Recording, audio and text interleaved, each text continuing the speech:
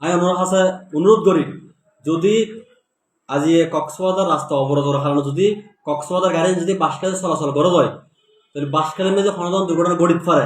যদি বাসকালে যদি দুর্ঘটনা ঘটে যায়, তাহলে এর ড্রাইভার প্রশাসন তো লন করব। আর প্রশাসন যদি এর ড্রাইভার নল যায়, তাহলে কক্সবাজারের গাড়ি এগিন বাসকালের রাস্তা দিয়ে চলিত পাইতো না। এই হলে স্পষ্ট হতা। প্রিয় বাসকালীবাসী, আসসালামু আলাইকুম রহমতুল্লাহ। আপনারা ইতিমধ্যে জেনেছেন আজকে কক্সবাজার মহাসড়ক অবরোধ কর্মসূচি হচ্ছে। কক্সবাজার যে সমস্ত গাড়িগুলো রয়েছেন সেগুলা আমাদের বাঁশখালী রাস্তা দিয়ে চলাচল করতে পারে। তো আজকে যদি সেই গাড়িগুলো বাঁশখালী রাস্তা দিয়ে চলাচল করে, আপনারা জানেন আমাদের বাঁশখালী রাস্তাটা হচ্ছে অত্যন্ত সংকীর্ণ, একদম ছোট।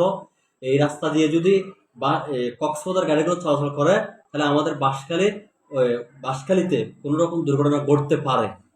যদি কক্সবাজার গাড়িগুলা বাঁশখালী রাস্তা দিয়ে চলাচল করে, বাঁশখালীতে যদি কোনো ধরনের দুর্ঘটনা হয়, তাহলে সেগুলো দায়ভার প্রশাসনকে নিতে হবে।